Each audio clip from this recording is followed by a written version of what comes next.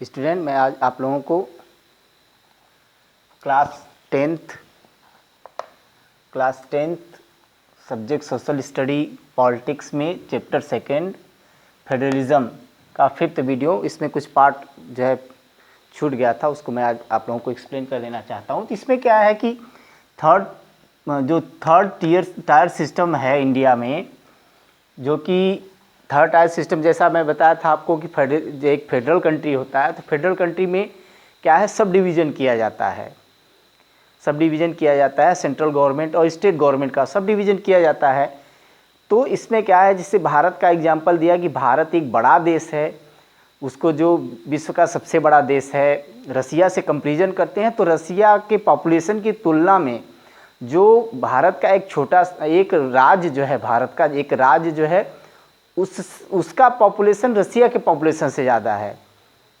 तो इस तरह जो है अर्जेंटीना का जो है कंपैरिजन किया गया महाराष्ट्र से, तो महाराष्ट्र अर्जेंटीना से बहुत बड़ा है। इस तरह से कंपैरिजन में देखा गया कि राज्य जो है उनका पॉपुलेशन बहुत ज़्यादा है उससे बड़े देशों की तुलना में, तो शासन करने में कहीं असुविधा होता है। तो उसको लेकर के भारत में जो ये फेडरलिज्म है उसको 2 टायर सिस्टम न बना करके 3 टायर सिस्टम बनाया गया। तो भारत में जो थर्ड टायर सिस्टम है उसको हम पंचायती राज व्यवस्था के नाम से जानते हैं।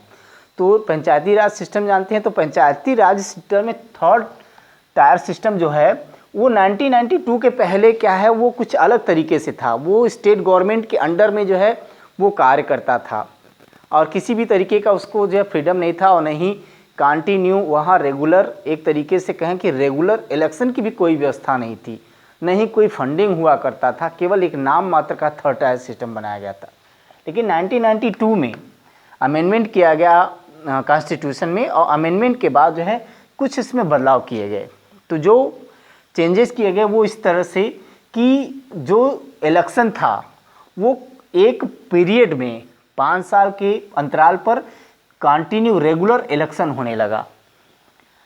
सेकेंड बदलाव ये किया गया कि सीट जो है वो रिजर्व कर दिया गया SC ST और OBC के लिए। SC ST और OBC के लिए सीटें रिजर्व कर दी गई, और इसी तरह जो टोटल सीट हुआ करता है भी, उसका 1/3 सीट जो है वो वुमेन्स को दे दिया गया, वुमेन्स के लिए रिजर्व कर दिया गया। इसी तरह देखें तो इलेक्शन जो है वो क्या था, वो एक तरीके से स्टेट गवर्नमेंट के अंडर में होता था, स्टेट गवर्नमेंट कंडक्ट कराता था। लेकिन क्या है, अब इलेक्शन क्या है 1992 के बाद जो थर्ड टायर सिस्टम में पंचायती राज व्यवस्था में जो इलेक्शन होता है वो जो है स्टेट इलेक्शन कमीशन के द्वारा कराया जाता है, न कि स्टेट गवर्नमेंट के द्वारा। इसी तरह देखें तो एक और भी चेंज किया गया, और वो चेंज इस तरह था कि जो स्टेट गवर्नमेंट है उसको ये आवश्यकता हुई कि वो अपने कुछ पावर्स और कुछ रेवेन्यू को जो है लोकल गवर्नमेंट को भी जो है वो साझा करे, अपने पावर्स का और अपने रेवेन्यू का जो है वो किसी न किसी तरीके से पंचायती राज व्यवस्था में जो लोकल गवर्नमेंट है उनको भी शेयर करे। तो ये व्यवस्थाएं जो है 1992 के बाद जो है परिवर्तित हो गई। इसके बाद बात करते हैं पंचायती राज व्यवस्था सिस्टम में। पंचायती राज सिस्टम में अगर हम रूरल की बात करते हैं, अभी अर्बन को अलग रखते हैं, तो रूरल एरिया में बात करते हैं, तो रूरल एरिया में क्या है जो है ग्राम पंचायत बनाया जाता है। ग्राम पंचायत के लिए क्या है, गांव को कई वार्ड में बांट दिया जाता है, और वार्ड में जो है इलेक्शन होता है तो उसके अलग अलग मेंबर चुने जाते हैं, और डायरेक्ट जनता के द्वारा जो है सरपंच चुना जाता है। ग्राम सभा में सरपंच चुना जाता है, और सरपंच के द्वारा जो है ग्राम पंचायत या जो ग्राम पंचायत है वो उसके द्वारा सरपंच के द्वारा हेडेड किया जाता है। इसके बाद देखें तो जो पंचायत समिति बनाया जाता है जो ब्लॉक लेवल पर, ये जो है विलेज लेवल पर होता है, ये विलेज लेवल है, और ये क्या है ब्लॉक लेवल पर होता है।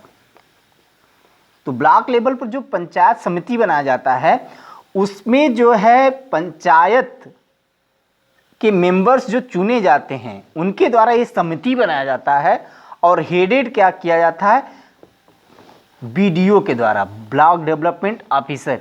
ये क्या होता है, इलेक्टेड बॉडी नहीं होता, ये अपॉइंटेड बॉडी होता है, अपॉइंटेड बॉडी इसके द्वारा हेड किया जाता है।